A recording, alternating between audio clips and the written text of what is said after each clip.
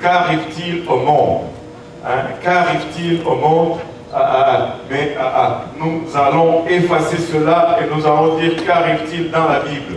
La Bible est un livre unique dans ce sens que la Bible ne se met pas, on ne met pas la Bible à jour pour arriver à égaler ce qui se passe dans notre monde.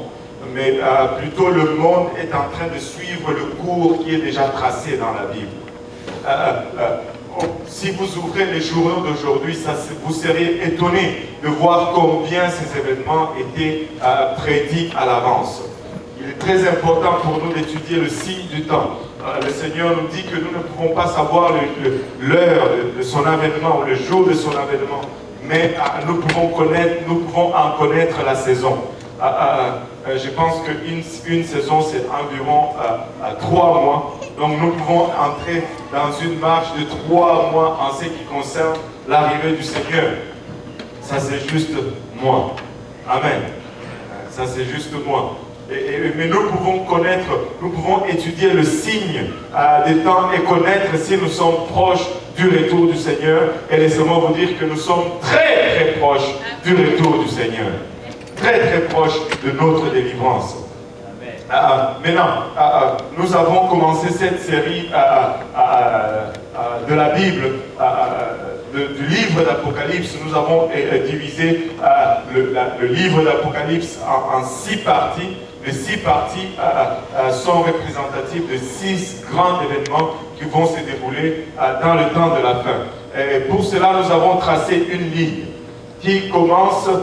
non, avant cela, nous allons d'abord lire un verset qui va nous mettre dans le sujet d'aujourd'hui. Pas un verset, mais un passage, Apocalypse 20, 11 à 15. La Bible nous dit, puis je vis un grand trône blanc. Je ne sais pas si vous êtes en mesure de suivre. Alléluia. Puis je vis un grand trône blanc, et celui qui était assis dessus, la terre et le ciel s'enfuirent devant sa face, et il ne fut plus trouvé de place pour eux. Juste cela, c'est une scène qui effraie un peu. Vous voyez un trône, mais le ciel et la terre fuient. C'est comme si le ciel et la terre se retirent jusqu'à ce qu'ils disparaissent devant le trône, le grand trône blanc. Et je vis le mort, les grands et les petits qui se tenaient devant le trône. Des livres furent ouverts. Que tout le monde dise, des livres furent ouverts. Des livres furent ouverts. Et un autre livre fut ouvert, celui qui est le livre de vie. Il y a eu des livres qui ont été ouverts, puis il y a un autre livre qui a été ouvert, qui est le livre de la vie. Et les morts furent jugés selon leurs œuvres. Dites selon leurs œuvres.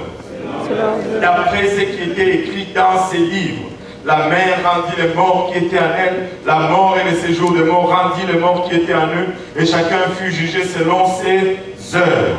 Et la mort et le séjour des morts furent jetés dans les temps de feu. C'est la seconde mort, les temps de feu. Quiconque ne fut pas trouvé écrit dans les livres de vie fut jeté dans les temps de feu. Et nous allons voir les particularités maintenant de ces passages, et nous allons étudier, nous allons parler du jugement aujourd'hui. Que tout le monde dise le jugement. Le jugement. Et les hommes ont horreur du jugement. Et personne n'aime être jugé. N'est-ce pas vrai? Mais Dieu va nous juger.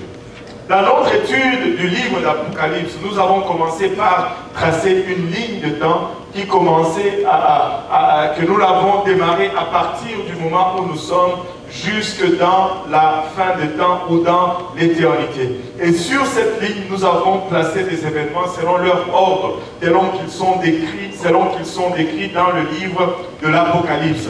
Nous avons commencé avec les signes qui arrivent à notre moment. Après le signe, il y a l'enlèvement. Tout de suite après le signe, il y a l'enlèvement de l'Église de Dieu, l'enlèvement que nous attendons tous avec impatience. Après l'enlèvement, pendant que l'Église est au ciel, ici sur la terre, il y aura un temps difficile que la Bible appelle le temps de la grande tribulation, où tu ne veux pas être ici sur terre.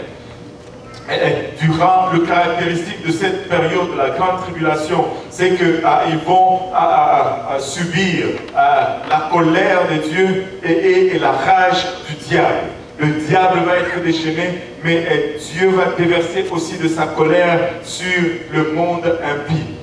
Vous ne voulez pas subir ces deux choses en même temps.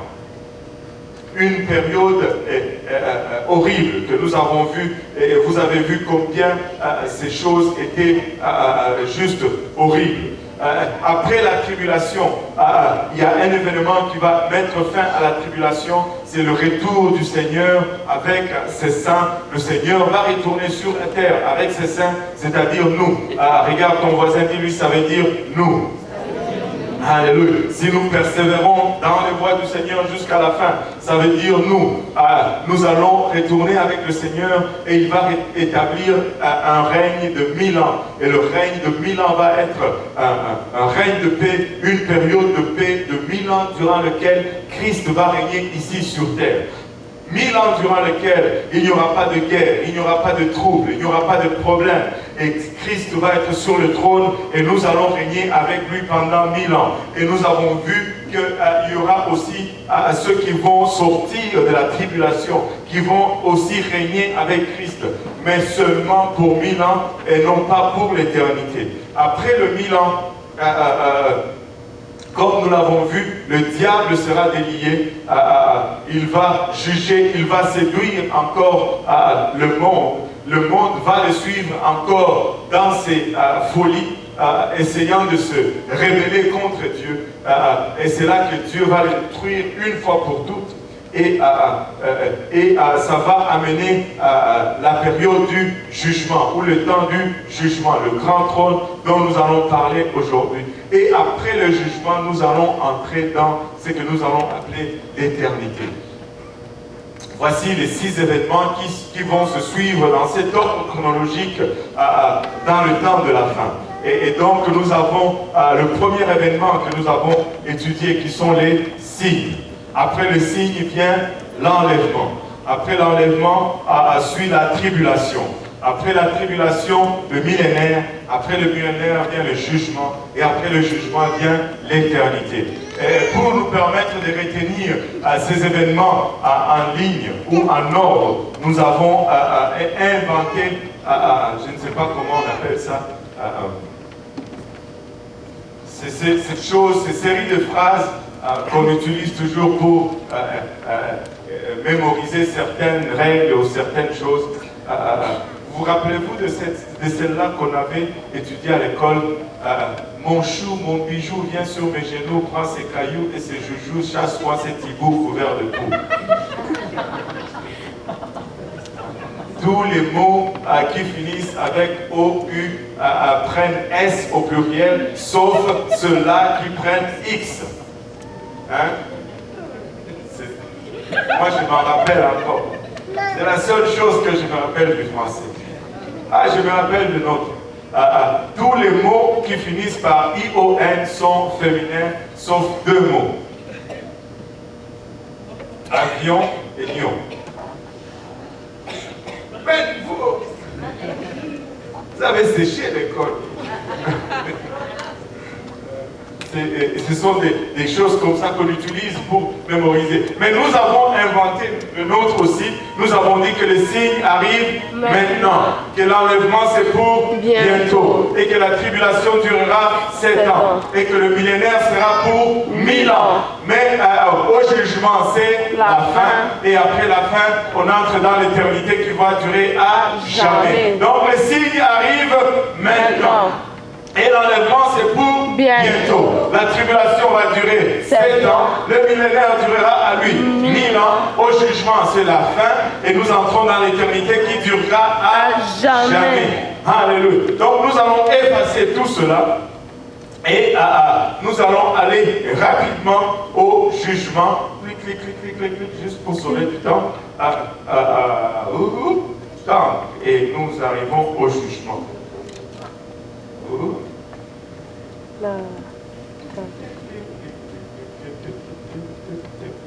Jugement. Les jours du jugement du grand trône blanc. Pouvez-vous vous imaginer que tous les êtres humains de tout âge se tiendront devant le seul juge juste? Ça ne sera pas comme au tribunal de la ville de Montréal. Qui a déjà été au tribunal ici, à la cour de justice à Montréal? On voit ceux qui ont des contraventions et ces choses. Ok. Mais vous arrivez là-bas, il y a tout le monde qui entre, tout le monde qui sort. Il y en a qui rentrent avec des gros sacs parce qu'ils ont des gros dossiers, et d'autres qui rentrent avec des petits sacs parce qu'ils ont des petits dossiers. Mais chacun y va pour son jugement. Mais ces jours-là, ça va être encore pire que ça. Tout le monde, de tout âge, grand et petit, ils vont se tenir devant les juges justes. Et se tenir devant Dieu en ce jour de la fin détient quelque chose de très grave, quelque chose de très effrayant. Parce que en ce jour-là, si tu es devant le trône de Dieu, tu dois réaliser une chose, c'est que la miséricorde de Dieu n'est plus. La miséricorde de Dieu ne sera plus dans ce jour. Donc, si tu te tiens devant son trône, en ce jour-là, ça va être dans la crainte et dans le tremblement. La miséricorde de Dieu ne sera plus, et ça sera une chose très effrayante, extrêmement effrayante que de se tenir devant le trône de Dieu. Ça sera une scène incroyable que de voir des criminels et tous ces rois, ces grands et petits de ce monde se tenir devant leur Créateur. Les gens qui ont fait des choses horribles vont être dans ces fils-là. Des gens qui ont fait pas des choses si horribles vont être dans ces fils-là. Des gens que vous avez regardés comme les grands de ce monde, les Hitler, les Einstein, je ne sais pas s'ils ont été chrétiens ou pas, tous ces grands politiciens, les grands sportifs, les grands musiciens, ils vont tous être dans cette file-là, comme tout le monde. C'est pourquoi nous n'avons pas à être intimidés devant ces gens. Nous n'avons pas à être complexés devant ces gens. Ils seront dans la file. Savez-vous quoi? Si vous persévérez, vous ne serez pas dans cette file. Amen. Il n'y a pas de quoi être intimidé devant qui que ce soit, peu importe leur titre, peu importe leur statut. Parce qu'en ces jours-là, ils vont tous être alignés devant le grand trône blanc. Faites un peu un exercice. Qui ont des encyclopédies encore à la maison ici? Ce sont des vieux trucs, des livres que tu vas ouvrir et tu vois beaucoup de noms là-dedans, beaucoup de choses, beaucoup de sujets sur lesquels tu te poses des questions et tu vas là-dedans. Il y a des parties où on écrit les noms des gens qui ont été importants. Si vous regardez même dans votre dictionnaire, la partie de la fin, vous allez voir, il y a des noms de gens importants. Faites un exercice. Prenez votre Larousse, regardez la fin là. Regardez tous ces noms qui sont là-dedans. Il va être au trône du jugement. Il va être au trône du jugement. Ça sera impressionnant. Ça sera impressionnant. Imaginez-vous la quantité de gens. Ça va être tout simplement impressionnant. Ils vont tous passer, tous ces grands dans l'histoire, tous ces grands que des fois vous regardez avec admiration ou même des fois avec envie. Ils seront devant le trône de Dieu. Et ils seront jugés par certaines choses. Ils seront jugés premièrement par leurs œuvres. La Bible nous dit qu'ils seront jugés selon leurs œuvres, selon ce qu'ils auront fait. Vous savez, je ne sais pas pour vous, moi j'aurais peur d'aller devant Dieu et de mettre mes œuvres dans la balance.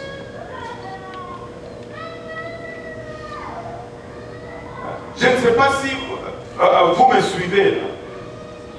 Pouvez-vous vraiment vous asseoir, regarder ce que vous avez fait de bien et ce que vous avez fait de mal et dire, oh, moi je me sens en confiance pour aller devant Dieu avec mes œuvres. Pas moi, en tout cas. Apocalypse chapitre 20, verset 12 nous dit ceci. Et je vis les morts, les grands et les petits, qui s'étaient nés devant le trône. Des livres furent ouverts, un autre livre fut ouvert, celui qui est le livre de vie, et les morts furent jugés selon leurs œuvres, d'après ce qui était écrit dans ces livres. Je ne sais pas pour vous, mais moi je ne suis pas assez juste pour prétendre aller devant Dieu avec seulement les œuvres. Je ne veux pas prendre cette chance où mes œuvres vont être mises dans la balance de Dieu et voir si j'ai assez de bonnes œuvres pour pouvoir contrebalancer mes mauvaises œuvres. Savez-vous qu'est-ce qui va être considéré comme mauvaise œuvre? Mauvaise pensée, mauvaise action, mauvaise intention. Écoutez, il y a de ces pensées qui traversent des fois ma tête que je ne voudrais pas que ça se retrouve devant le trône de Dieu. Il y a de ces actions que j'ai faites que je ne voudrais pas que ça se retrouve devant le trône de Dieu. Mais les bonnes actions, waouh! Des fois, il faut faire un effort pour les retrouver dans une journée. C'est pas si je suis le seul dans cette situation où je suis le seul encore qui se bat dans sa chair mortelle. Mais je ne veux pas prendre cette chance. Et tu ne veux pas prendre non plus cette chance de te tenir devant le juge avec des œuvres. La Bible nous dit que des livres furent ouverts. Et ces livres identifient plusieurs choses dans notre vie. Et nous allons voir trois de ces livres, probablement. Un des premiers livres qui va être ouvert, ça va être la parole de Dieu. Vous savez, nous allons être jugés par la parole de Dieu. Ça va être un des critères du jugement. Ça va être le tout premier des critères du jugement, c'est la parole de Dieu. Que tout le monde dise la parole de Dieu. La parole de Dieu. Jean chapitre 12, verset 48 nous dit, « Celui qui me rejette et qui ne reçoit pas mes paroles à son juge. La parole que j'ai annoncée, c'est elle qui le jugera au dernier jour. » Si tu rejettes la parole de Dieu, celle-ci va te juger au dernier jour. Et c'est pourquoi c'est avec tristesse que nous allons voir certaines personnes se trouver devant ce trône de Dieu. Des gens que nous avons regardés comme étant des bonnes personnes, qui n'ont pas braqué une banque, qui n'ont pas violé une femme, qui n'ont pas abusé d'un enfant. Mais quand on leur a présenté la parole de Dieu, ils ont rejeté la parole de Dieu. Et la parole de Dieu nous dit, ou Jésus nous dit, que celui qui rejette ma parole a son juge. Le simple fait de rejeter la parole de Dieu amène un jugement sur toi. Et je pense que c'est là où plusieurs gens sont confondus. C'est là où même plusieurs chrétiens sont confondus aujourd'hui. Ils regardent la vie de certaines personnes. Ils disent que ce sont des bonnes personnes. Mon voisin, il est bon. Des fois, il me donne les tomates de son jardin. Des fois, il me donne les concombres de son jardin. Des fois, il m'amène du pain. Mais quand je lui présente la parole de Dieu, il rejette cette parole de Dieu. Sais-tu quoi? Le fait de rejeter la parole de Dieu te condamne automatiquement. Et c'est une tristesse que de voir cela, mais c'est une réalité à laquelle nous serons confrontés. Nous ne devons pas rejeter la parole de Dieu. Nous devons embrasser la parole de Dieu, car celle-ci va nous juger. Un autre de ces livres qui va être ouvert ce jour-là, c'est le livre de nos pensées et de nos motivations. Vous savez, il y a de ces choses. Vous savez, je rends grâce à Dieu qu'il a fait que l'homme ne peut pas lire les pensées de notre homme. Je peux voir votre soulagement sur le visage. Amen. Certains d'entre vous commencez à avoir peur. Oh, le pasteur lit mes pensées. Non, je ne lis pas encore tes pensées. Seul Dieu peut lire tes pensées. Heureusement, regarde ton voisin, dis-lui, ouf! Ouf! Mais ne souffle pas trop vite, parce que Dieu peut quand même lire tes pensées. Le juge peut lire tes pensées. Mais heureusement que Dieu a fait que l'homme ne peut pas lire nos pensées. Si tel était le cas, nous serions en train de nous fuir les uns les autres. Parce que certaines de nos pensées, nous ne voulons pas que ça soit exposé, n'est-ce pas? Quelques gens honnêtes. Romains 2, chapitre 16 nous dit, c'est ce qui paraîtra au jour où, selon mon évangile, Dieu jugera par Jésus-Christ les actions secrètes des hommes. Ce que tu as fait en secret, ce que toi seul connais, Dieu va les juger ce jour-là.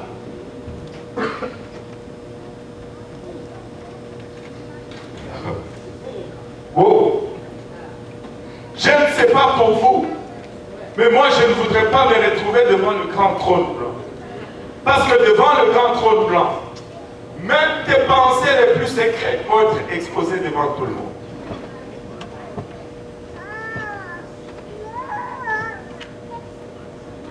Même tes intentions les plus secrètes. Peut-être que tu regardais le frère Luc, tu dis, ah, ce frère Luc, il sourit tout le temps, il m'énerve. Si je pouvais juste lui donner un coup de poing dans le visage, je vais voir s'il va continuer à sourire. Et tu penses que personne ne saurait jamais cela. Mais gare à toi si tu te retrouves devant le trône, le grand trône blanc, parce que cette pensée-là va être exposée. Tout le monde va savoir que le 27 juillet 2015, tu avais une telle pensée.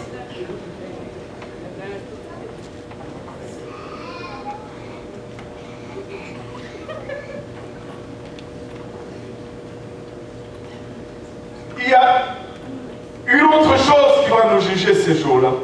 Ce ne seront pas seulement les choses secrètes, ce ne seront pas seulement nos motivations. Des fois, pourquoi nous faisons certaines choses? Des fois, nous faisons certaines choses pour les services des cieux. Parce que pasteur me regarde, je veux faire telle ou telle chose. Mais lorsque le pasteur n'est pas là,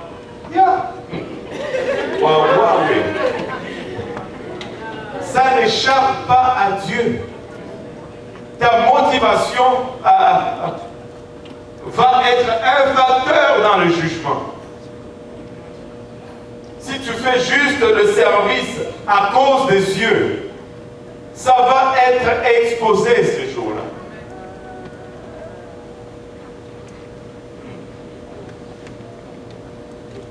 Si quelqu'un d'autre te demande le service, rien à faire. Mais si c'est le pasteur qui te demande le même service, boum, tu es prêt à le faire tout de suite. Il y a un problème. Il y a un problème. Amen. Oh boy, ça devient subitement silencieux. Dieu va juger notre motivation. Il ne va pas juger seulement ce que nous avons fait, mais il va aussi juger pourquoi nous avons fait telle chose. Tu peux cacher ta motivation à l'homme, mais tu ne peux pas cacher ta motivation à Dieu qui sonde les cœurs et leurs mains. À la place où même tes pensées sont générées, Dieu peut regarder et il peut voir. Soyons des chrétiens sincères et honnêtes qui font tout avec cœur. Que ça sort du cœur. Si je ne peux pas le faire, que ça soit sincère. Que je dise, je ne peux pas le faire. Des fois, je ne peux pas le faire. Des fois, je ne peux juste pas.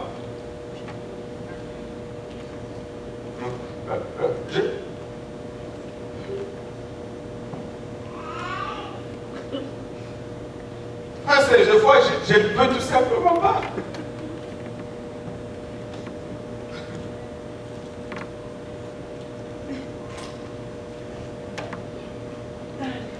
Oh.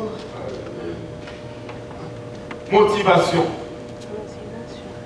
Dieu va juger ce qu'il y a dans le cœur. Non seulement ce que nous avons fait, Une autre chose qui va être un sujet ou un élément de jugement, ça va être nos paroles, notre langue. Écoutez, je ne sais pas pourquoi, mais je vais rester encore un peu, je vais revenir un peu encore sur notre motivation. Faisons les choses de bon cœur, parce que nous voulons les faire pour Dieu, et non juste pour impressionner les gens autour de nous. Vous savez, quand nous faisons les choses juste pour impressionner les gens autour de nous, ça se voit. On va bousculer les gens à cause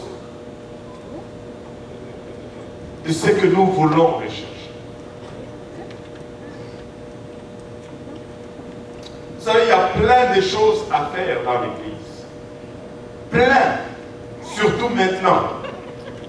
Beaucoup de choses à faire dans l'Église. Mais on dirait que ce sont seulement les choses qui sont visibles que tout le monde veut faire. Moi, je ne veux pas avoir une église où on a plus de gens qui chantent que des gens qui sont assis dans les bancs.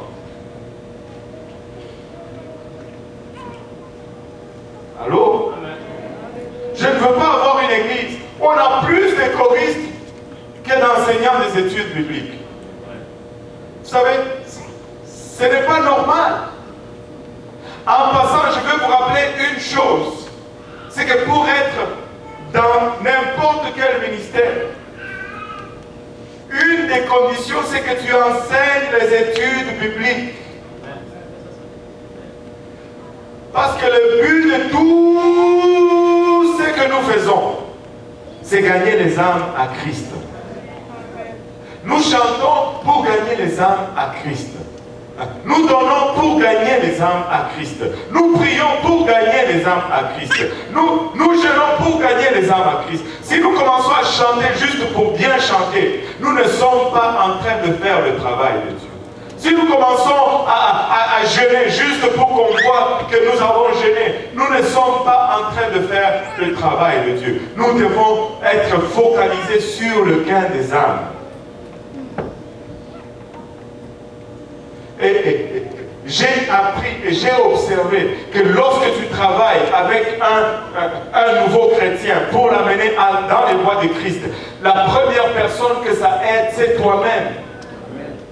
C'est toi-même. Tu veux commencer à rétrograder, tu veux perdre ta boussole en ce qui concerne ta marche avec Dieu.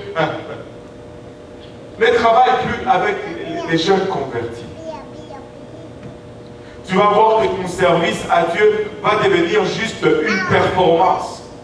Mais donne-moi un pécheur qui cherche la voie de Dieu et vois comment un chrétien va être rafraîchi continuellement dans sa marche avec Dieu. Quand tu vois quelqu'un qui découvre les choses dans la parole de Dieu, l'émerveillement dans ses yeux, le désir qu'il a, c'est contagieux.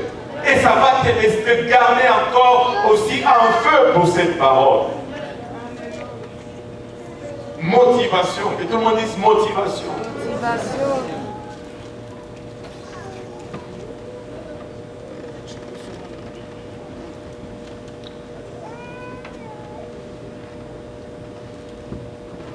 Nous ne voulons pas avoir 50 musiciens et 10 enseignants des études bibliques. Si tel est le cas, nos priorités sont tordues. Le jour de l'évangélisation, nous voulons avoir plus de gens que les jours de la répétition de la chorale. Et je vais vous expliquer pourquoi. Nous n'avons que 30 minutes où nous allons chanter. Mais nous pouvons enseigner les études bibliques lundi, mardi, mercredi, jeudi, vendredi, samedi et même dimanche. Donc nous n'allons pas concentrer toutes nos ressources sur les 30 minutes alors que nous avons 7 jours de travail. Si tu me dis, oh, je ne trouve rien à faire dans l'église, je te dis, tu es en train de regarder à la mauvaise place. Juste être là dans l'église. Un nouveau qui rentre, comment ça va? Comment tu t'appelles? Ah, la première fois ici, bienvenue. Tu vas aimer cette église. C'est une bonne église. Viens, je vais te montrer. Tu es en train de faire le travail de Dieu. Amen. Tu n'as pas besoin d'avoir un titre pour faire cela. Et le jour où tu commences à avoir besoin d'un titre pour faire le travail de Dieu, tu es foutu.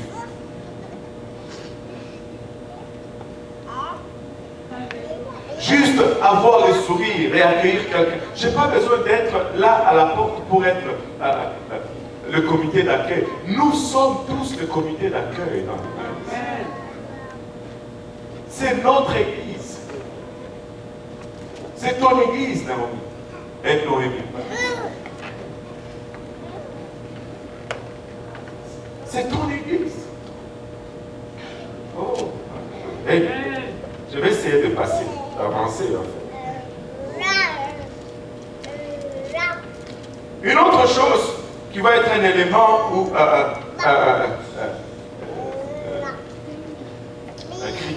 un des critères du jugement, ça va être nos paroles. La langue. Oh Seigneur. Matthieu 12, 36.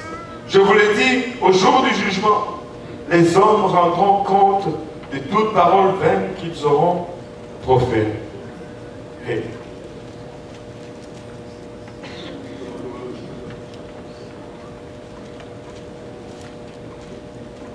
Nous devons la tremper dans le Saint-Esprit. Des fois, quand elle veut errer à gauche, à droite, tu parles seulement en langue. Tu parles seulement en langue. Des fois, tu parles seulement en langue. Quand ça va, alléluia, alléluia.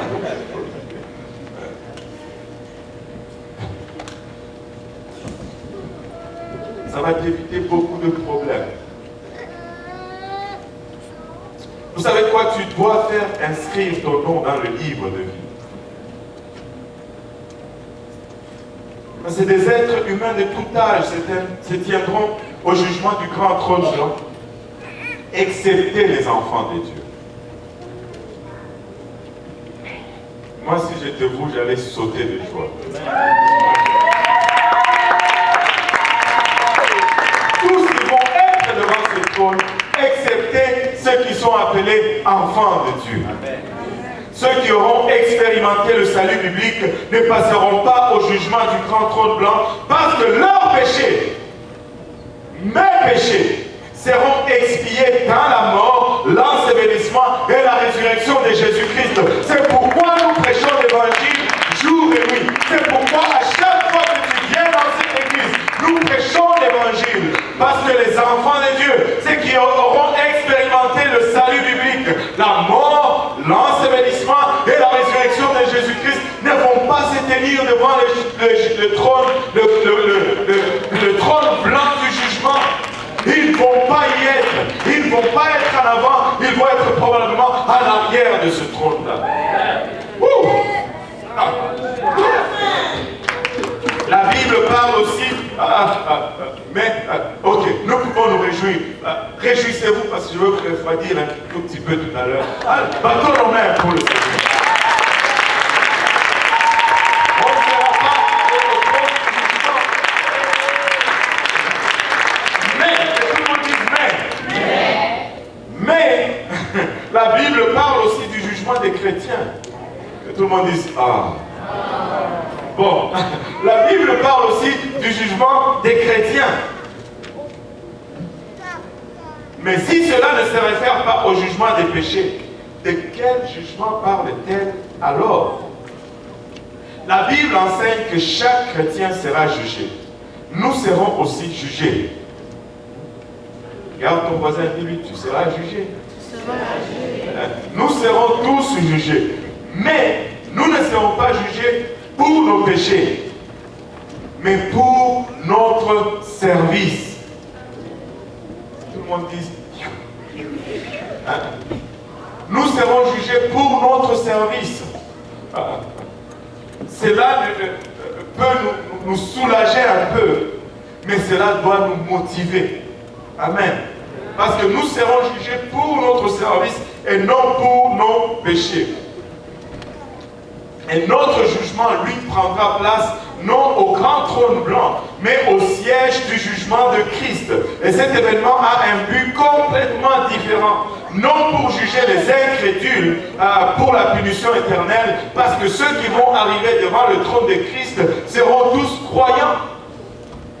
Ce ne sera pas pour juger l'incrédulité, mais plutôt pour évaluer les croyants pour une récompense éternelle. Quelle sera ta récompense? Qu'est-ce que tu vas recevoir comme récompense? Cet événement est aussi unique du fait qu'il est limité à ceux qui ont été sauvés entre la Pentecôte et l'enlèvement, ça veut dire vous et moi. Oh, quel privilège! Ça veut dire, regardez ce verset, 2 Corinthiens 5, 10. Car il nous faut tous comparaître devant le tribunal de Christ, afin que chacun reçoive selon le bien ou le mal qu'il aurait fait étant dans son corps. Son ici signifie Christ. Dans le corps de Christ, en tant que membre de l'Église. Oh! Alléluia. Vous dites le mal? Tu veux vraiment me poser cette question? Tu veux vraiment qu'on aille là? Ou c'est correct? Dans le corps de Christ, nous sommes tous les membres du corps de Christ. Et comme membres du corps de Christ, nous faisons plusieurs choses. Certaines choses ne sont pas trop bien. Qui a déjà été offensé ici par un autre frère ou une autre sœur? Bon, voilà. Il était dans le corps de Christ. S'il vous plaît. Maintenant, on va voir votre honnêteté. Qui a déjà offensé un frère ou une sœur ici, alors qu'il est dans le corps de Christ? Vous devez vous donner vos gens.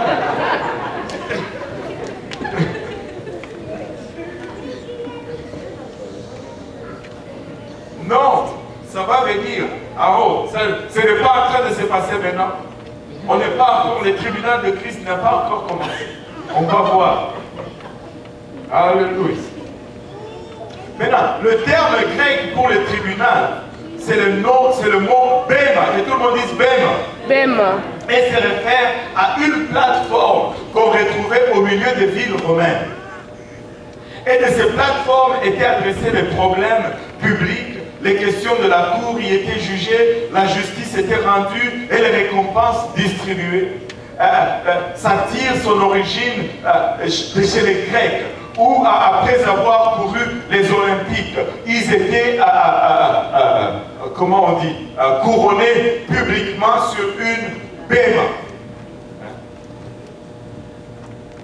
Si la fonction historique de bema est une indication, la récompense future de notre fidélité par le Seigneur aura lieu dans une place publique. Aïe. Et c'est vraiment biblique. Notre récompense aura lieu sur une place publique. Et cela est biblique. Et on va vous le démontrer. C'est pourquoi Jésus parle de récompenser comment? Ouvertement ce qui se fait présentement en secret. Ne te demandes-tu pas pourquoi Dieu essuiera nos larmes au ciel? Je suis au ciel, pourquoi vais-je encore pleurer? À cause de ça. À cause de Béma. Tu te dis, mais comment? Regardons ceci. Regardons d'abord Matthieu 6, 4. Afin que ton aumône se fasse en secret, et ton Père qui voit dans le secret te le rendra. Et quand il dit que le rendra ici, c'est publiquement. Apocalypse 21, verset 4 nous dit, il essuiera toute larme de leurs yeux. Et la mort ne sera plus. Ça nous parle de la fin. Verset 21 d'Apocalypse.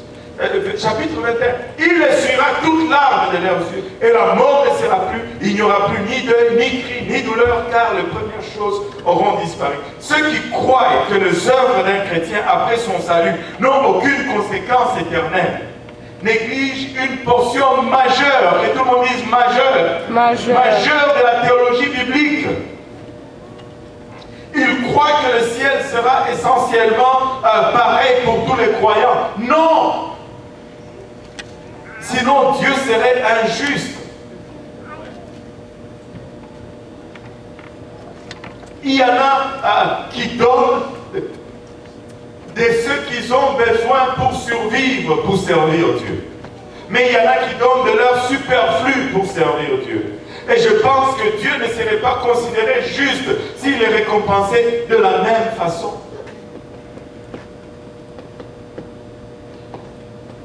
Oh!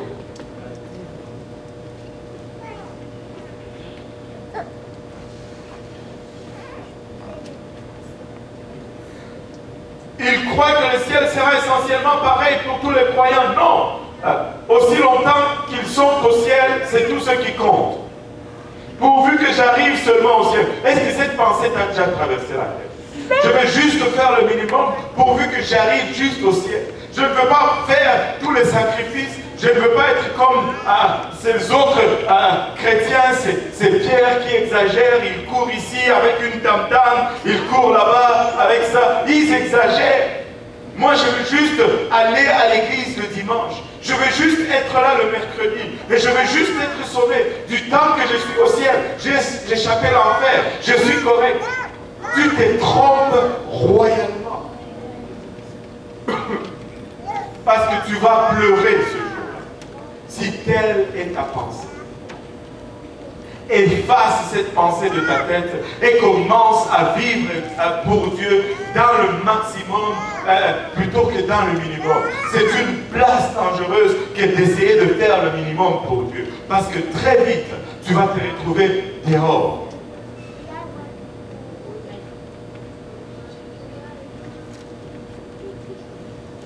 Être juste au ciel, pourvu que je suis au ciel, c'est ce qui compte. Mais la Bible est complètement en désaccord. Paul dit qu'il est possible d'être sauvé, mais de perdre sa récompense. Et ce n'est pas un sentiment agréable. Alors que les œuvres de la vie sont éprouvées par le feu, sans doute c'est référent au regard perçant qui va sortir des yeux du Seigneur Jésus-Christ. La Bible nous dit de ses yeux sortaient comme des flammes de feu. Quand il te regarde, tu seras comme à nu. Parce que tout ce que tu aurais fait, non seulement tout ce que tu aurais fait, mais pourquoi même tu aurais fait, sera exposé.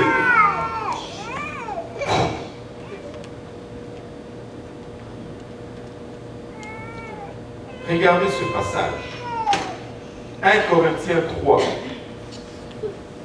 11 à 15.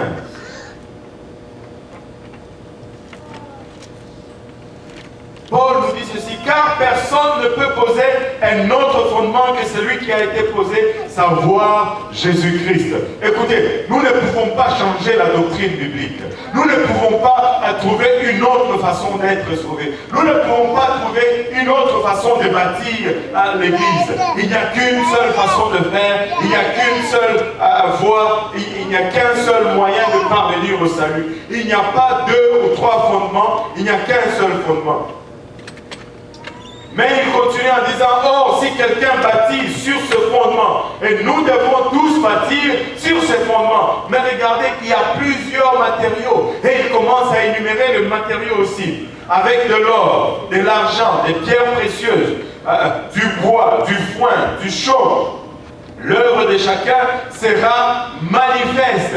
Il nomme 6 catégories de matériaux ici. 6 catégories de matériaux que nous pouvons diviser en 2. Et nous allons le voir tout de suite. Car le jour la fera connaître. Fera connaître quoi? À ce que l'homme a bâtie. Parce qu'elle se révélera dans le feu, et le feu éprouvera ce qu'est l'œuvre de chacun. Tout ce que tu fais, tout ce que tu donnes, va être éprouvé par le feu. Tout ce que tu fais pour l'Église, pour Christ, sera éprouvé par le feu. Ça passera à travers le feu. Et on va voir si cela va tenir. Et le feu éprouvera ce que l'œuvre d'un chacun. Si l'œuvre bâtie par quelqu'un sur le fondement subsiste, il recevra une récompense. Non, reviens encore, je n'ai pas encore fini. Il recevra une récompense. Si l'œuvre de quelqu'un est consumée, il perdra sa récompense. Pour lui, il sera sauvé, mais comme au travers du feu. Je ne veux pas juste à peine être sauvé. Je ne veux pas être au ciel. Je vois là, il y a Lionel qui habite dans une grande maison à 3 chambres à coucher, et moi je suis juste dans une petite hutte dans une rue qui est en cul-de-sac. Amen. Je ne veux pas cela. C'est comme cet homme qui, après avoir vécu pour le Seigneur, il meurt, mais d'une quelconque façon, il se retrouve au ciel. Et il est content. Ah, je suis au ciel, je suis au ciel. Et là, les anges l'escortent vers son demeure. Il dit, viens, on va t'amener à ton demeure finale. Et là, il regarde, waouh, quel palais, waouh, quelle villa, waouh, je ne sais pas qu'est-ce que je vais avoir. Et là, il tourne le coin, waouh, waouh. Et là, ils arrivent dans le fond de la rue, une petite hutte en chaume. On lui dit, ça c'est ta maison. Et quoi? Mais comment? Comment ça se fait? Comment ça se fait? Pourquoi les autres ont des grandes, grosses maisons comme ça et moi, j'ai juste ça? Et les anges le regardent et disent, bah, désolé, c'est le meilleur qu'on pouvait faire avec le budget que tu nous as envoyé.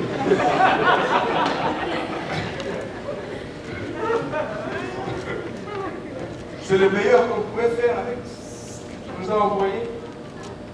On va recevoir selon nos œuvres.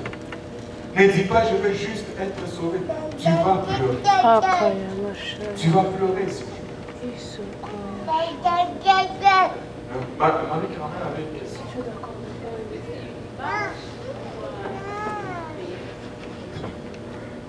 C'est une réalité parce que quand Paul dit si l'œuvre de quelqu'un est consumée, il perdra sa récompense pour lui, il sera sauvé. Mais comme au travers du feu, il y en a qui vont avoir une récompense, d'autres pas. Tu dois habiter quand même quelque part. Il dit. Ok. Admettons que ce n'est pas de maison. Qu'est-ce que ça peut être? On sera tous à la présence de Dieu, on est sauvés. On ne va pas vivre dehors. Dans la maison de mon père, il y a plusieurs demeures. Oh, déjà, ah, calmez-vous un peu. Là, vous voulez commencer à envoyer plus en haut ou c'est quoi? Oui. C'était l'impression que j'avais quand même, parce que j'ai souvent entendu des gens parler de maison, littéralement, et puis tantôt aussi vous avez mentionné que pour être triste, parce que, mettons... Si tu me donnes juste le temps d'avancer, tu verras pourquoi on sera triste. Ok. Mais pour les maisons, c'est des maisons. Pardon? Pour les maisons, on garde que ce sont les maisons. On garde que ce sont les maisons pour le moment. Oh boy, oh boy, oh boy. Qu'est-ce que j'ai provoqué? En fait, c'est concernant ces maisons. C'est parce qu'en fait, on est censé être esprit. On n'a pas besoin de... Hein? On sera esprit, on aura le corps glorifié. Le corps glorifié, c'est un corps. Oh oui, on aura le corps glorifié. Oui. corps glorifié n'a pas besoin de maison. Qui a dit qu'il n'a pas besoin? Mais parce qu'on n'aura plus les mêmes besoins qu'on a maintenant. Moi, en fait, je ne comprends pas pourquoi on... Est-ce que le corps glorifié mange? Oui, Jésus a mangé. Jésus a mangé, a mangé. Après sa résurrection, Jésus a mangé. Ta, ta, ta, ta.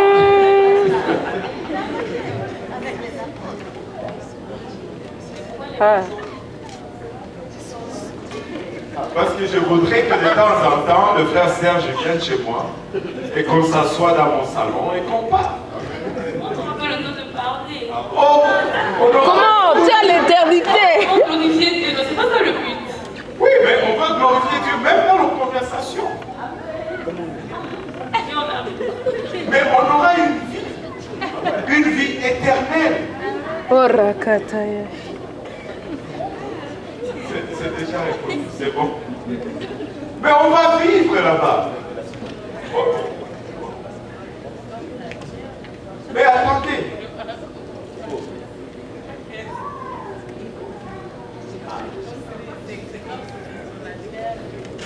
Oui. Parce qu'on dit comment passer l'éternité à adorer Dieu. Et Mais maintenant, oui. c'est comme Attends, laissez-moi vous dire un peu ceci. Quand la Bible dit prier sans cesse, est-ce qu'on prie continuellement? Non. Mais nous serons toujours dans un esprit. Il n'y aura pas un moment où nous allons dévier. Amen.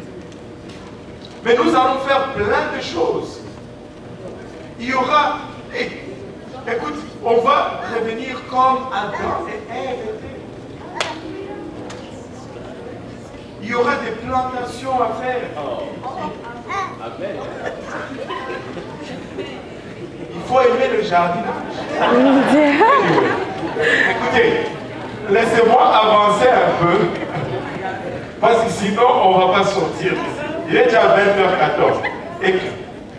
Écrivez vos questions et puis on va y revenir. Oui, Pierre, Adèle. Est-ce que c'est pour ça que je disais ne vous ramassez pas des trésors sur la terre ou la terre qui est là? Elle a avoué. Écoutez, vous avez tout ça dans votre livre.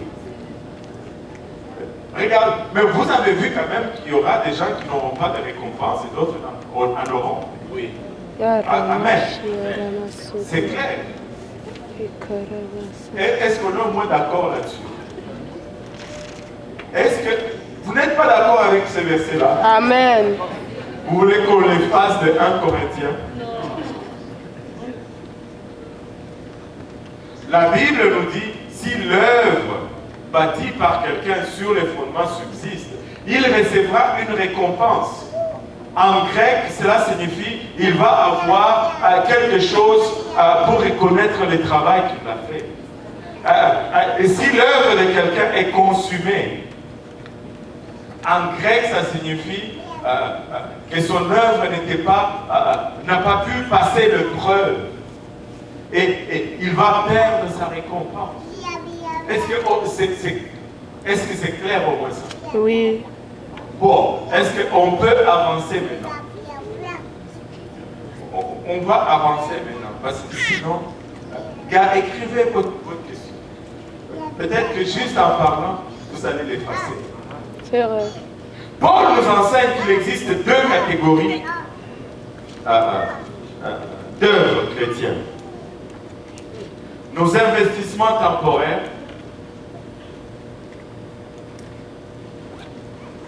qui sont le bois, le foin et la chaux. Et nos investissements éternels qui sont l'or, l'argent et les pierres précieuses. Quand nous rentrons dans le contexte où Paul écrit ceci, pas longtemps avant l'écriture de ce livre, la ville de Corinthe était passée au feu. Et plusieurs maisons ont brûlé. Et Paul a utilisé cet événement grandiose pour nous faire une illustration ou pour faire comprendre aux Corinthiens quelque chose qui allait arriver également dans le spirituel.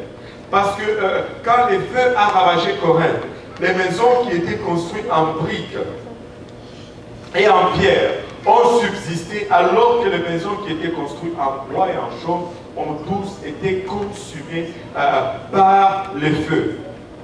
Et maintenant, qu'est-ce que cela signifie? Si nous comparons ces deux catégories, la comparaison des pôles est très évidente. Le bois, le foin et le chaume peuvent être acquis à bas prix.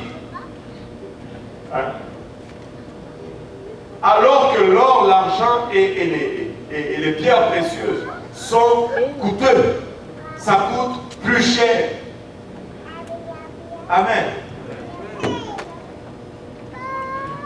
Des fois, nous voulons faire juste des œuvres qui ne nous coûtent pas vraiment. Si nous y allons avec cette approche, nos œuvres vont brûler. Parce que nos matériaux n'ont pas été des matériaux coûteux. Maintenant, l'or,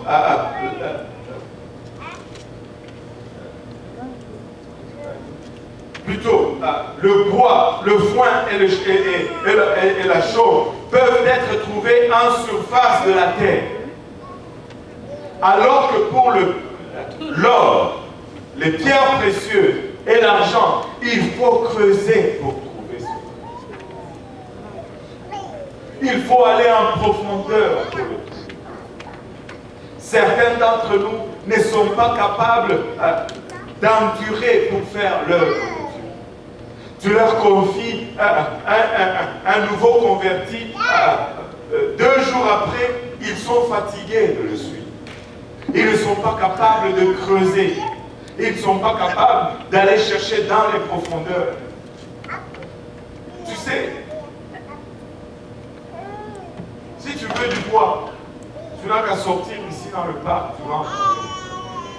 Mais si tu veux de l'or, il faut que tu creuses. Et il y en a qui disent, mais pasteur, moi, tout ce que j'ai, c'est des gens qui me font marcher à gauche, à droite, qui me font courir à gauche, à droite. Des fois, ils annulent l'étude biblique et tout cela. Creuse! Creuse! Tu sais, avant d'avoir un diamant, il faut que tu déplaces beaucoup de poussière. Juste un diamant, ça prend tout un tas de poussière. Creuse! Si tu ne veux pas creuser, tu ne vas jamais trouver le diamant. Continue de creuser. Ne lâche pas. Au fait, Dieu va toujours te donner en premier ceux qui sont les plus compliqués. Dieu ne va pas te faire confiance avec ses meilleurs, juste en partant.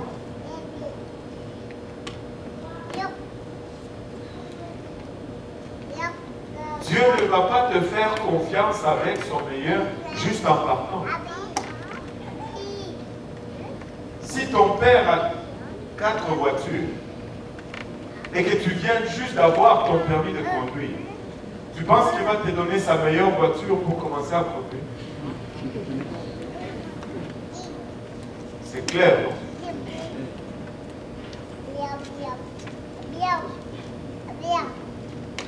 Alléluia. Et pourquoi tu veux que Dieu te donne tout de suite pour ton étude biblique? C'est cette perle précieuse qu'il se réserve. Tu vas la gâcher. Creuse. Creuse. Tu galères avec tes premières études bibliques. Nous avons tous galéré avec nos premières études bibliques. Vous n'avez aucune idée comment on a fait marcher pour les études bibliques.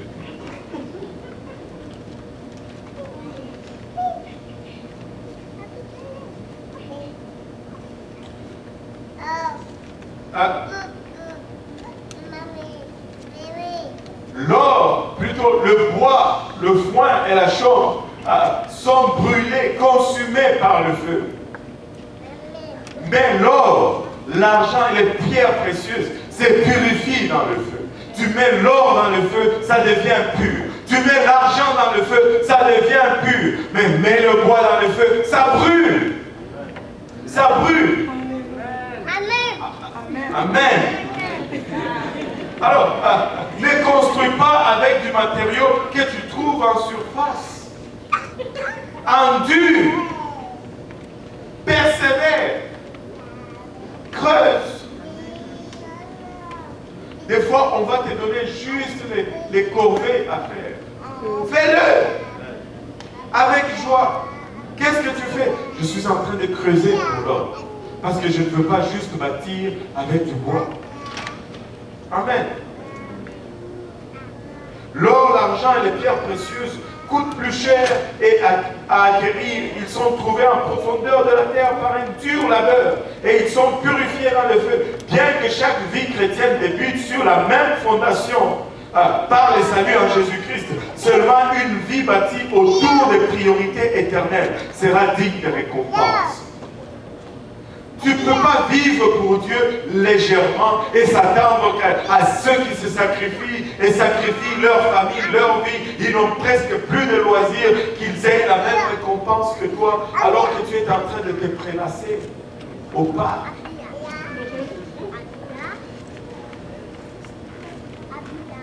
Il y a des gens qui se sacrifient pour l'œuvre.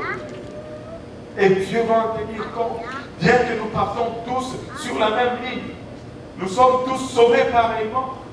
Mais notre rendement, nous sommes conscients, n'est jamais pareil. Il y en a qui donnent de l'heure nécessaire. Mais toi, pour que tu donnes, tu dois d'abord satisfaire tes propres besoins. Dieu voit.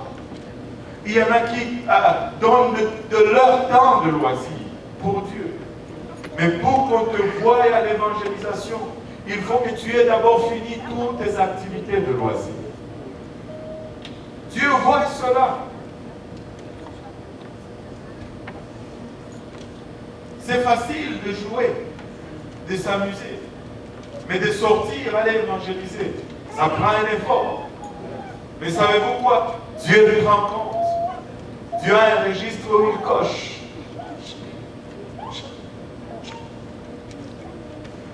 Ne pensez pas que le frère Achille n'aime pas jouer.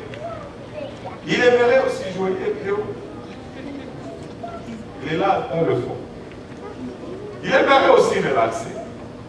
Le frère Luc, ne pensez pas que lui, il est essentiellement comme vous. Lui aussi, les choses agréables, il aime ça. Vous voulez l'éprouver? Invitez-les au restaurant, voyez s'il va refuser. Dites-lui, je paye pour toi et ta famille. Oh non, moi je ne prends pas plaisir dans ces choses. Non, il va venir. Amen. Juste essaye.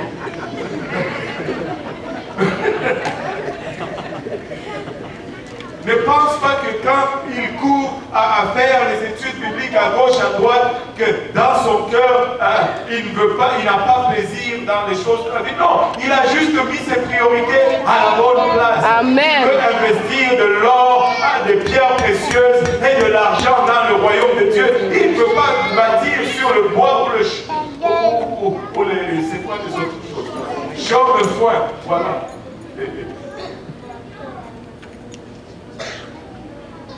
Ça va te coûter quelque chose. Amen. Ça va te coûter quelque chose si tu veux que ça subsiste. Dans les Écritures, l'or représente la gloire de Dieu. Que tout le monde dise la gloire de Dieu. L'argent est le métal de la rédemption. Que tout le monde dise la rédemption. La rédemption. Et les pierres précieuses représentent les saints rachetés par Dieu. Que tout le monde dise une vie sauvée. Une vie sauvée. Ainsi, il est juste de dire que seulement les œuvres accomplies pour la gloire de Dieu, non pas pour ma propre gloire, pour gagner les âmes, pour la rédemption des autres, et pour servir l'Église, les saints de Dieu, constituent la base des récompenses éternelles. Vous savez, un jour, il y a un jeune parmi vous qui a rencontré quelqu'un qu'il ne connaissait pas du tout. Et quand la personne l'a vu, je ne veux pas vous dire c'est qui, même si vous insistez avec le regard, quand la personne l'a rencontré, était surprise, dit, sur ma route, je t'ai vu dans une vision. Dieu m'a montré, je ne te connais pas, mais il y a juste un instant, Dieu m'a montré, je t'ai vu dans une vision. Et il lui dit, quand j'ai vu ta vision, j'ai vu que tu étais lacéré avec des blessures sur l'épaule et tes mains avaient des égratignures, des blessures. Et tu étais de dos et jambes accablées. Et quand tu t'es tourné, j'ai vu ton visage. Et dans tes mains, il y avait des pierres précieuses. Et c'est alors que j'ai compris la vision. Il dit, Dieu va t'utiliser pour gagner plusieurs âmes. Mais ça va te coûter beaucoup. Mais persévère. Un jeune parmi vous ici. Wow. Mais persévère. Les pierres précieuses représentent toujours les âmes que tu gagnes à Dieu.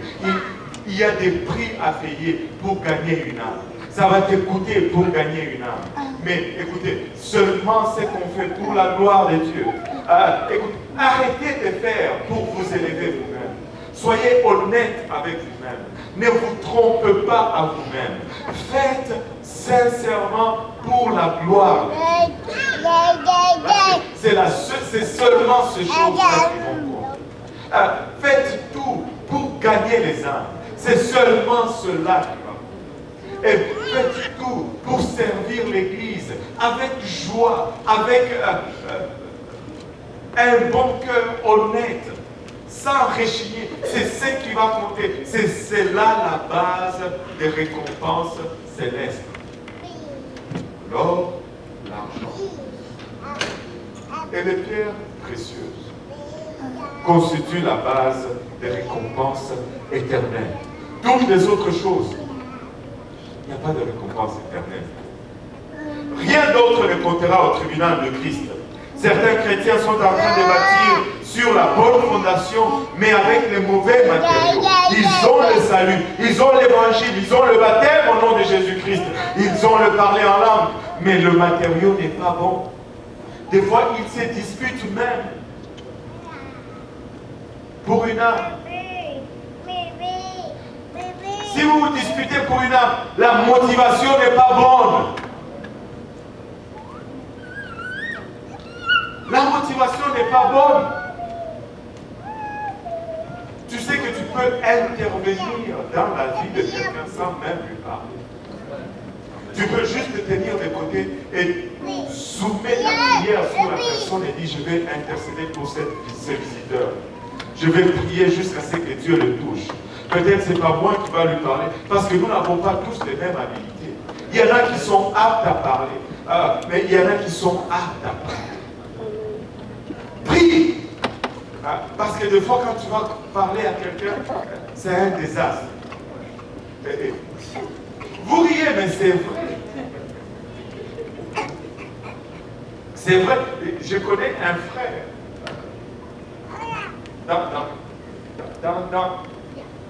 Je ne veux pas vous dire.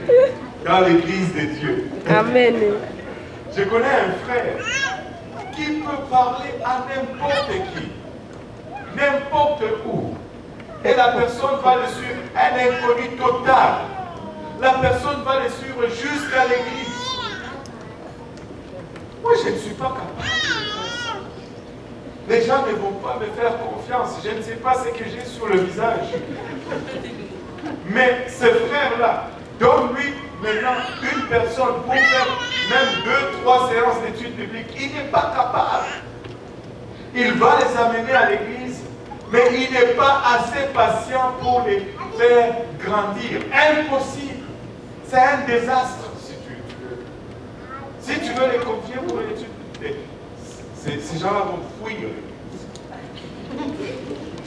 Mais pour les amener, il est champion.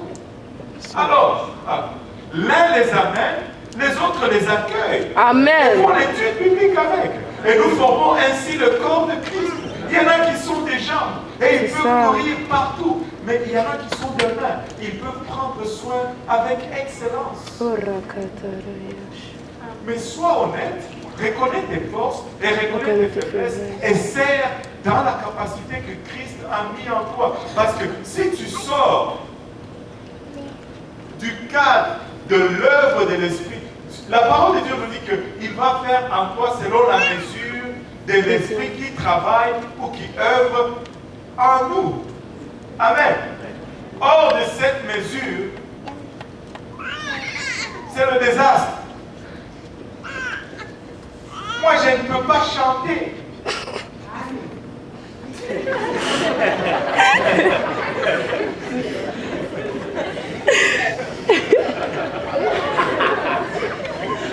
Lâche-toi,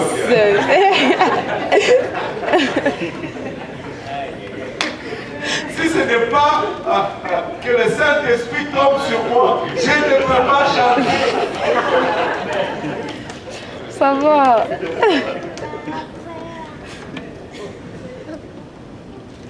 Hier, on était dans l'étude biblique chez le frère Joël. On a fait chanter le frère Joël. C'était un désastre. Aïe, aïe, aïe. Aïe, aïe, aïe. Heureusement que tous ceux qui étaient là étaient les membres des enfants. Amen. C'est parti.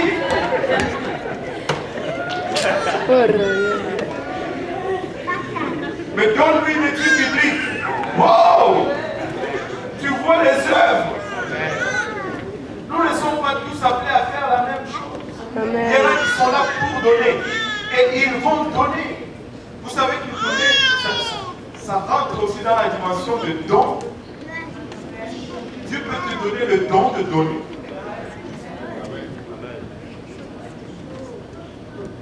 Mais il y a quelque chose que les hommes aiment avoir en don, mais qui n'est jamais listé dans les dons. Dans tous les chapitres, tu regardes Romains, Corinthiens, nulle part, tu ne vas trouver le don de complainte. Mais c'est un don répandu. Chacun dans ses capacités, tu sais. Amen. Amen, amen. Et il n'y a pas. Moi, je n'ai pas honte de dire que je ne sais pas chanter. C'est pas grave.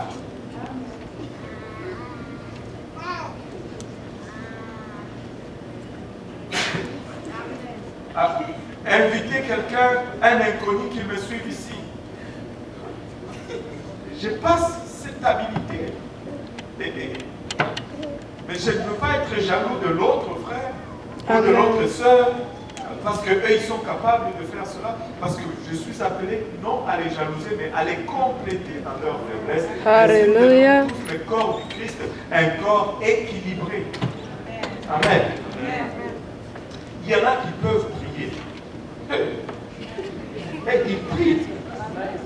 Mais savez-vous, et ça c'est vrai, très souvent, très souvent, ceux qui sont des intercesseurs, ils sont un désastre dans les relations. Ne leur confiez pas des nouveaux chrétiens.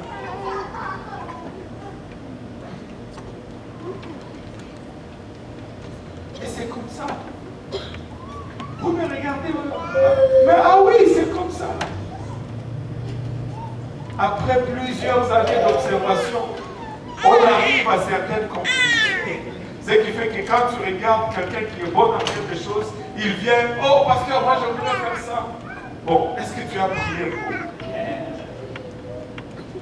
Est-ce que tu n'as pas regardé un peu, par exemple, ça? Ce n'est pas que, on ne veut pas que tu fasses ça, mais on veut exploiter les meilleures de tes habilités. Tu veux placer chacun à sa bonne place. Amen. Amen. Alléluia. Pourquoi nous battre nos mains pour le Seigneur?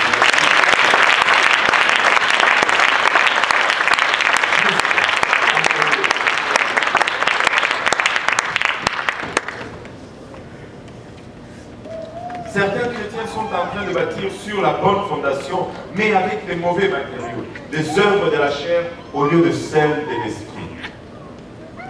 Ils vont perdre leur récompense éternelle. Ils peuvent être sauvés, et suivez-moi bien, mais ils peuvent être responsables pour plusieurs qui seront perdus. Et ça ne va pas être un sentiment agréable dans le ciel. Tu me dis, pourvu que je sois juste au ciel. Mais lorsque tu seras là et qu'on te montre les opportunités où tu as caché, tu as bousillé, et que les gens qui pouvaient peut-être s'en sortir, mais par ton manque d'attention, par ton égoïsme ou ton désir juste de glorifier ta chair et non glorifier Dieu, ils se retrouvent dans une situation où ils sont dehors. Laisse-moi te dire que ça ne va pas être un sentiment agréable. Tu vas pleurer, parce que l'enfer, ce n'est pas un endroit que tu souhaites, même à ton pire. Ça ne va pas être un sentiment de joie qui va t'arriver. Parce que là, ton cœur sera juste et que tu peux voir les opportunités où tu pouvais faire mieux, tu ne l'as pas fait. Où tu pouvais sortir évangéliser. Et que tu pouvais peut-être rencontrer cette personne et que c'était sa dernière opportunité d'entendre l'évangile. Et que toi, tu ne l'as pas fait. Parce que je ne sais pas moi, tu devais passer un temps agréable ou un temps de ceci ou de cela. Ça ne sera pas un sentiment de joie. Nous allons pleurer au ciel.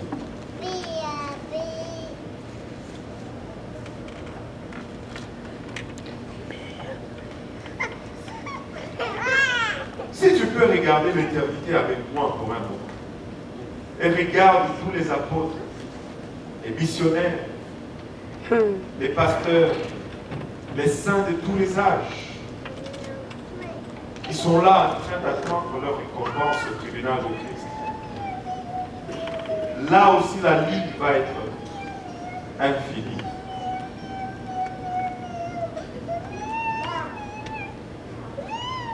Ils vont alors regarder tous pendant que des livres sont ouverts. Est-ce que tu voudrais vraiment avoir tes œuvres lues et énumérées devant cette foule? Serais-tu à l'aise aujourd'hui que tu te tiennes devant les Paul, Pierre, les Jean, et tous ces missionnaires ont abandonné des fois le confort de leur société d'origine pour aller crépir dans des coins, reculer, vivre une vie de misère, juste pour atteindre certaines personnes. Des fois, ils se sacrifient pour atteindre les nôtres. Voudrais-tu avoir des œuvres énumérées devant?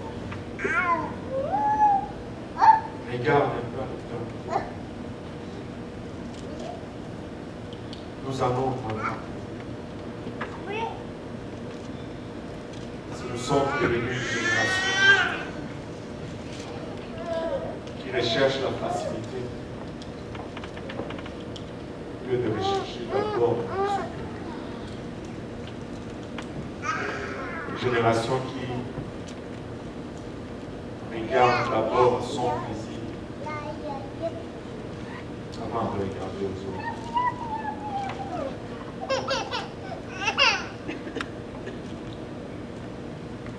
Ce n'est pas pour rien qu'il y a un homme de Dieu qui s'appelait Tozer. Il a dit quelque chose de très frappant et de très touchant. Il dit ceci, il dit: nous entrerons à peine dans l'éternité, que nous baisserons nos têtes en humiliation. Nous regarderons l'éternité et nous nous dirons: regarde toutes les richesses qu'il y a en Jésus-Christ. Et je me présente au tribunal de Christ comme un prolétaire.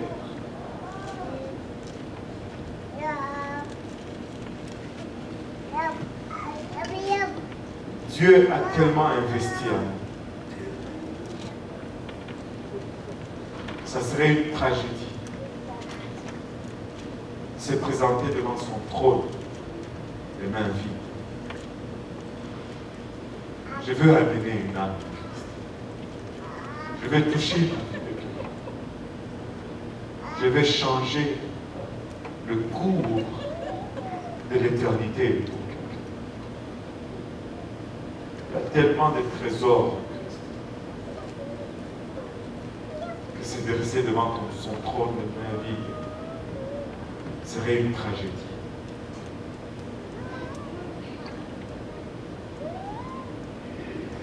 Frères et sœurs, ce que nous faisons avec le temps détermine ce que nous serons dans l'éternité. Comment est-ce que j'utilise le temps que Dieu m'accorde? Avez-vous déjà vu cet écrit qui dit « Une seule vie qui passera avec vous, et seulement ce qui est fait pour Christ demeurera. »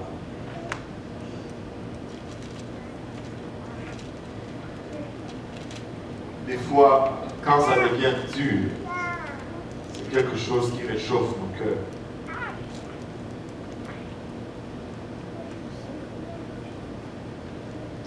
Il y a un poète anonyme qui a écrit ceci. Il dit, et lorsque je meurs, combien heureux je serai si la lampe de ma vie a brûlé jusqu'à l'extinction pour lui. Amen. 1 Jean chapitre 2 verset 28 nous dit, et maintenant, petits enfants, demeurez en lui, afin que lorsqu'il paraîtra, nous ayons de l'assurance. Nous devons demeurer en Christ. Et qu'à son événement, nous ne soyons pas confus et éloignés de lui. Il nous parle de nous ici.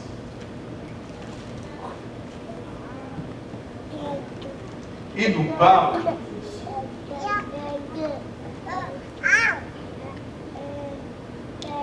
Je veux être dans le Seigneur.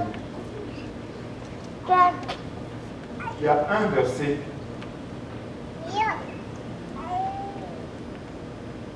qu'on va regarder tous ensemble. Nous ne voulons pas nous ne voulons pas paraître devant le tribunal du grand trône. Nous voulons paraître devant le tribunal de Christ. Amen. Amen. Tu ne veux pas paraître devant le grand trône. Parce que là, tous tes péchés seront exposés.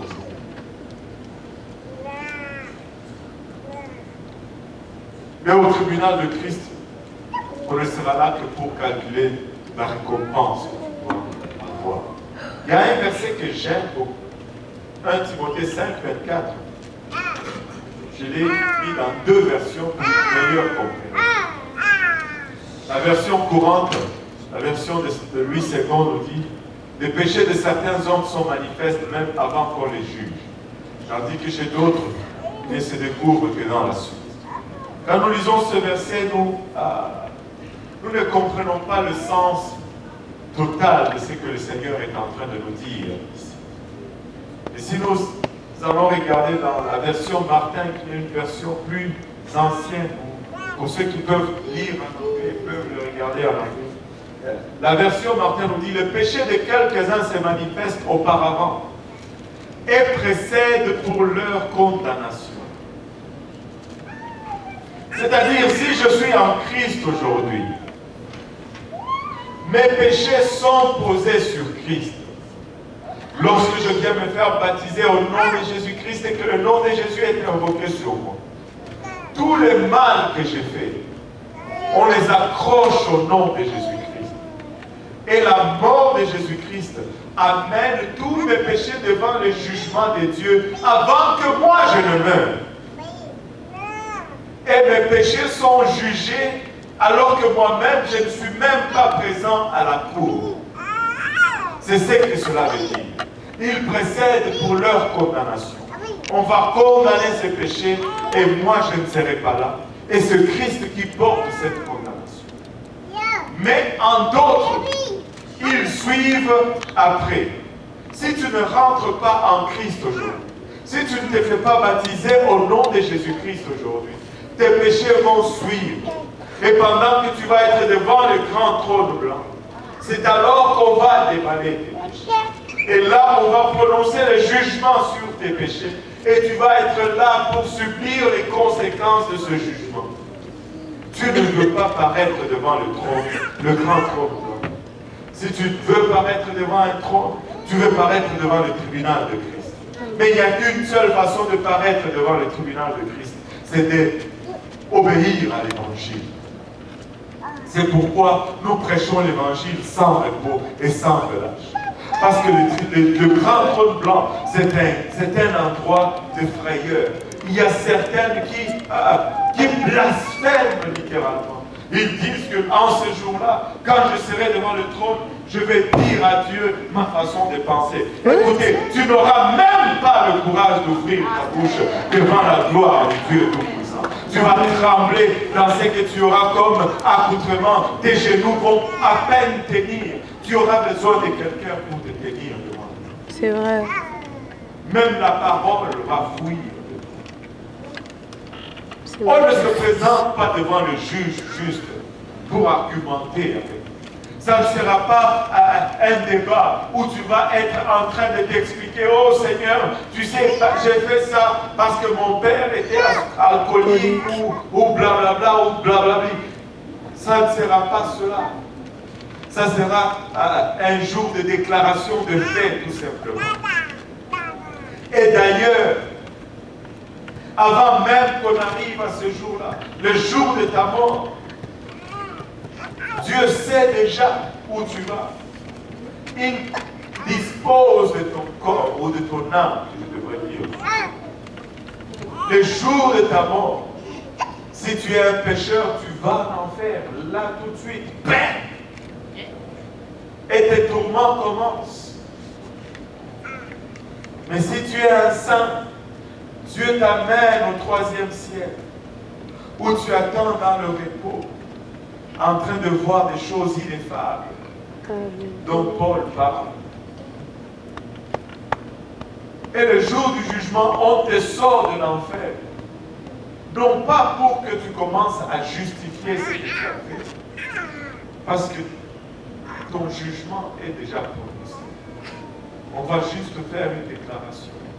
Et de l'enfer, tu es jeté dans le lac.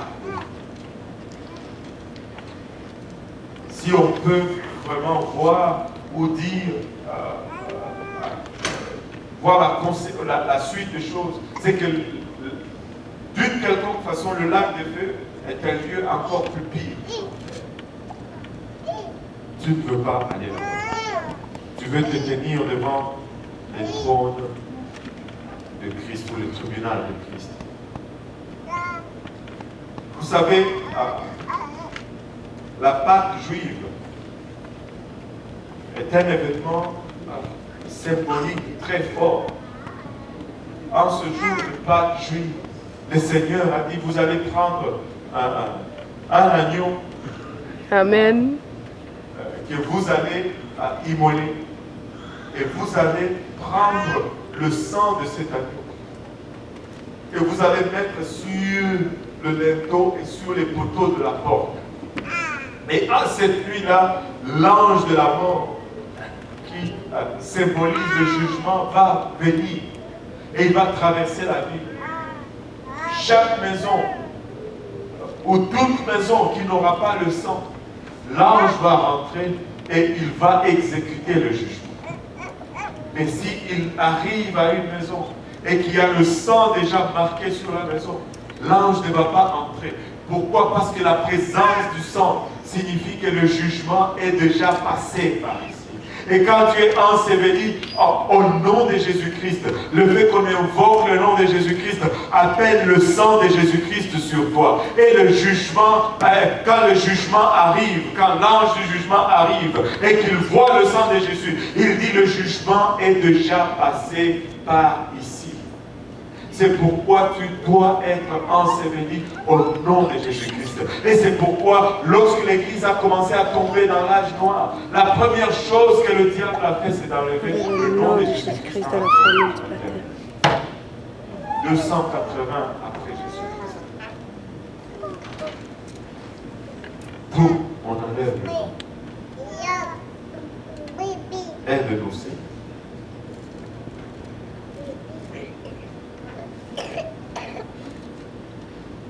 Je vais vous laisser avec une réflexion. Est-ce que nous pouvons nous lever tous ensemble?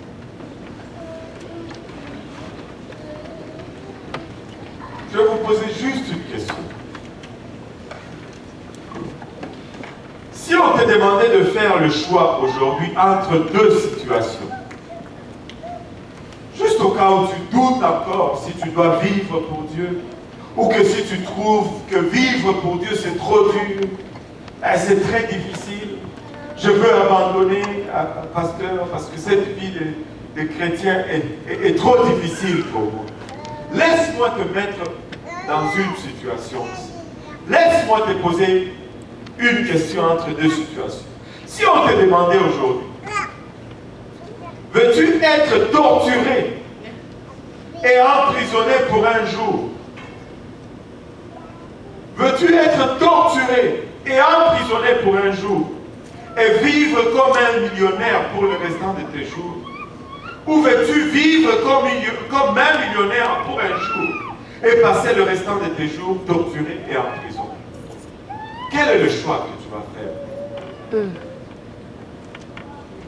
Juste au cas où tu commences à te dire que vivre pour Dieu, c'est trop dur. Pose-toi cette question un peu. Voudrais-tu être torturé pour un jour, emprisonné pour un jour, et vivre comme un millionnaire pour le restant de ta vie? Ou voudrais-tu vivre comme un millionnaire pour un jour, jouir de tous ses plaisirs, et pour le restant de tes jours, être torturé et emprisonné? Vous savez, des fois,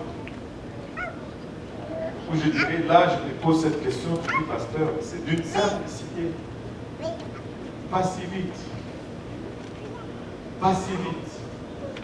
Combien souvent dans notre vie, nous avons choisi de vivre comme des millionnaires pour un jour, pour cette vie temporaire,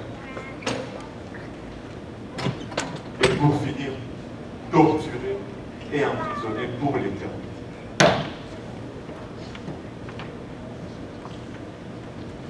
Parce que comparé à la vie éternelle, de 80 ans ici sur terre seront semblables à moins qu'un jour. Mais toi, tu veux hypothéquer aujourd'hui l'éternité pour ces jours de plaisir. Un plaisir qui laisse un goût amer dans la bouche une fois qu'il est consommé. En baissant nos têtes, tous ensemble, nous allons prier tous ensemble. Le Seigneur nous aide à exercer vraiment un jugement avant que le jugement de Dieu ne tombe sur nous. Seigneur, Papa, nous voulons te rendre grâce d'abord pour le privilège de te connaître. Le privilège de connaître ta parole. Le privilège d'être appelé à vivre, Papa, ce que tu as préparé pour l'humanité. Nous voulons réaliser le prix que tu as payé, Seigneur, pour ce salut, pour cette vie chrétienne. Papa, tu as tout donné. Tu as tout laissé à la croix, Seigneur. Afin que nous puissions avoir accès, Papa, à ta gloire, Seigneur. Papa, mais des fois, notre nature, Seigneur Jésus-Christ, nous dépasse. Des fois, notre nature nous combat. Des fois, Seigneur Jésus-Christ, nous arrivons à des moments ou à des points où nous commençons à remettre en question même la chose la plus précieuse que nous ayons reçue dans cette vie, Seigneur. Aide-nous, Père, aide chacun de nous ici présents, toi qui sondes les cœurs et leurs reins, Seigneur. Mets en nous, Papa, l'esprit qui était en nous, un esprit de sacrifice, Papa, un esprit d'amour et de compassion, Seigneur, un esprit de service, Seigneur Jésus-Christ, un esprit, Papa, il a qui était animé par une seule chose, la volonté parfaite du Père, Seigneur. Papa, aide-nous, Seigneur, à bâtir, Seigneur Jésus-Christ, avec des matériaux qui en valent la peine, Seigneur. Afin que notre œuvre, Seigneur Jésus-Christ, puisse pas subsister à travers le fleuve, Seigneur. Je ne veux pas juste être à peine sauvé, Seigneur. Je ne veux pas me présenter devant ton trône de vie. Sonde ma motivation, Seigneur. Sonde, Papa, ma motivation, Seigneur. Pas que je sois un mur devant toi, Seigneur Jésus-Christ. Pas créer à moi un cœur pur, renouvelle à moi un esprit bien disposé, Seigneur. Arrache l'orgueil de nous, Seigneur. Arrache, Papa, la prétention de nous, Seigneur. Papa, fait que nous n'ayons pas une très haute opinion de nous-mêmes, Seigneur Jésus-Christ. Papa, que nous ayons de la considération les uns pour les autres, Seigneur. Oh, Papa, que nous soyons animés de compassion pour les âmes perdues. Que nous puissions œuvrer pour ta gloire. Nous puissions œuvrer pour, Papa, le salut des âmes. Nous puissions œuvrer pour ton Église, Seigneur Jésus-Christ. Afin que, Papa, tes œuvres, Papa, accomplies à travers nous, puissent subsister, Seigneur. Nous ne voulons pas être dans la confusion, Seigneur. Nous voulons t'entendre dire, bien fait, fidèle serviteur. Rentre dans la joie de ton Père.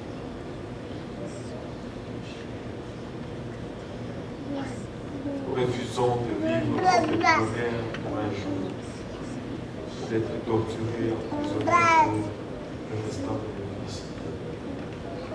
Pas nous acceptions volontiers, Seigneur, d'être prisonniers, Seigneur, de subir l'humiliation et la torture dans cette vie, afin de gagner, non pas cette couronne établie de nos vies. Savoir Christ en nous, l'espérance de nous. Aide chacun de nous ici présent à casser et à faire prier de gloire dans notre Seigneur. Afin que plusieurs voient que ce aide-nous aujourd'hui. Aide-nous aujourd'hui, nous te prions. Aide-nous seulement, non seulement à échapper des jugements du grand trône blanc, Seigneur. Aide-nous également, Seigneur Jésus-Christ, à aider d'autres à échapper à ce jugement, Seigneur. Car c'est une place, Papa, de crainte de se trouver devant le juge, Seigneur. Oh là, Alléluia. Au nom de Jésus, de Jésus. Pouvons-nous commencer à glorifier le Seigneur.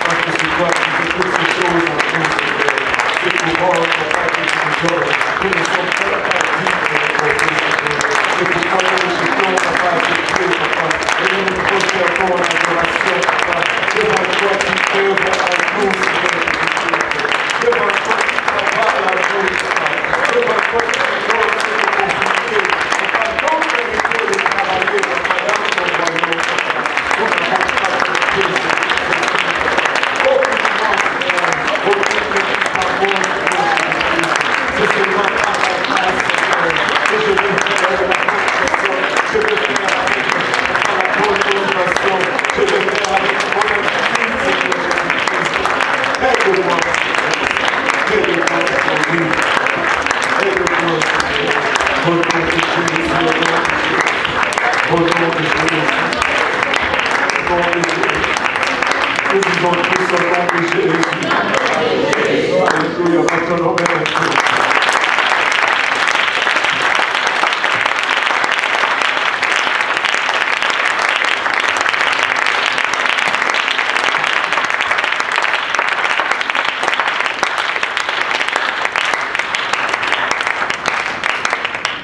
Mercredi, dans 2 semaines, nous allons conclure cette étude.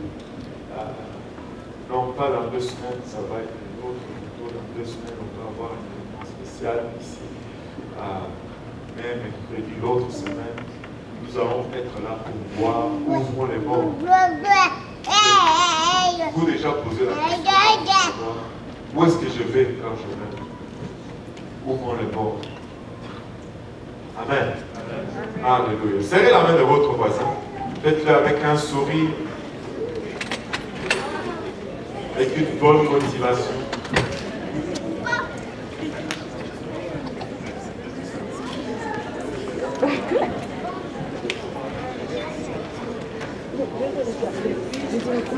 Comment ça peut passer comme ça, tu vas pas peur pour bébé. Le bébé peut faire un coup sec pour bébé. Hein? Non, tu étais sur le sein. En plus, ce bébé-là, même pas courber le dos. Donc, il courbe le dos, donc tu sais c'est que...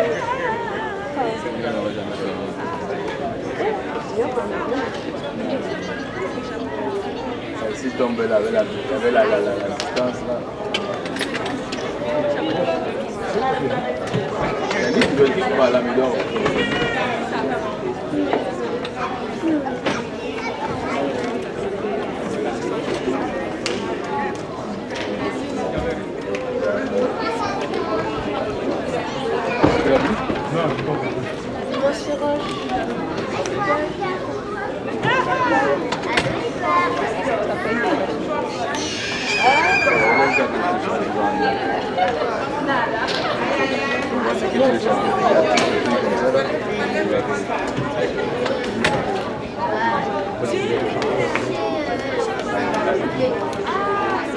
Et là,